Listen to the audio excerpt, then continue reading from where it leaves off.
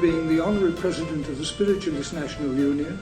I'm a Minister of the Spiritualists National Union, and I have served the movement for in excess of 60 years.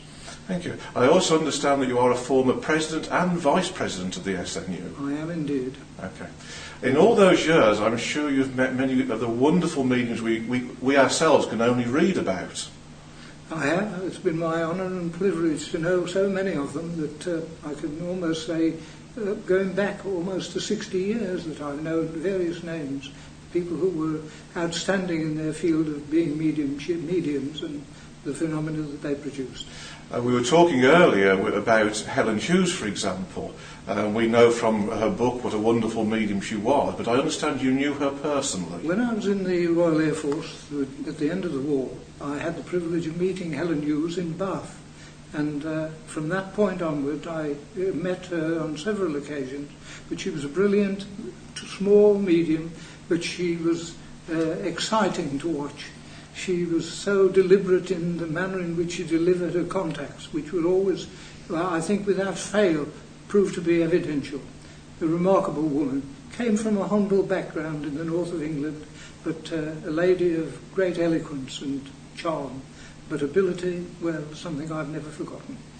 Did you also know Estelle Roberts? I didn't know her. I know of her, but of course I know many people who had the privilege of knowing Estelle. In that sense, she was perhaps an outstanding medium, and the people who worked with her, the spirit people who worked with her, proved to, even to royalty and to men of outstanding ability of her day, the authenticity of spirit return.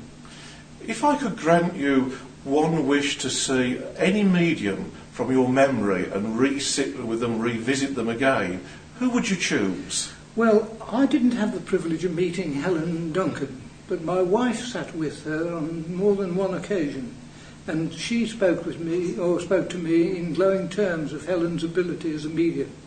I suppose she would be one of them, but by the same token, I had the privilege of knowing Gordon Higginson for many years, and I regret that his passing was too early, because his ability as a medium in so many phases of mediumship was outstanding and quite brilliant. There are others, such as Lillian Bailey, who I could speak about. And Lillian Bailey was a lady who invariably used to wear dark glasses. But on one occasion, such was the excellence of her mediumship, that she was asked if she would agree to a test seance, which she agreed to, and a car went to her home to pick her up, and she was asked if she'd mind being blindfolded. So as she got into the car, she was blindfolded. We went a distance, and then she was changed from one car into another car, still blindfolded. Then they arrived at a destination where she had no idea where she was. She was taken into a room, sat down on what she regarded as very plush chair, and then after a little while she went into trance, and the seance began. It was only after the conclusion of the seance that she was unblindfolded, and then she realised she sat in the illustrious company of the Queen Mother, the Queen, Prince Philip, the Princess Alexandra, and the Duke of Kent. You may think, oh, well, that's a good story, but the fact is that the court correspondent at the time, I think her name was Anne Murray, reported it in the Daily Telegraph, and that story was never denied. Neither, indeed, was it denied when it was printed in the Queen Mother's book about this woman, the Queen. Okay, a remarkable story. Yeah. You knew Gordon Higginson for many years. 46 years. Can you remember any particular, one thing that impressed you most, one mediumistic act that you witnessed from Gordon that has lived with you ever since? Well, I suppose it's a personal act, you see. My brother got killed in the Royal... he died as a result of a crash in the Royal Air Force. And his plane crashed into the sea in Singapore, which was a long distance from the Midlands, where we live. Gordon gave us evidence of such outstanding quality that it was impossible to doubt it. He gave my brother's rank, his number in exactly the sequence that it was known to us, his nickname, and the various details about the crash.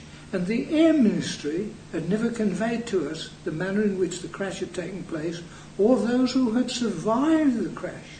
And the consequence of that was that we had to write to the pilot, who we then found was one of those who survived the crash, to prove that in fact the information we had through Gordon Higginson was valid and was authentic.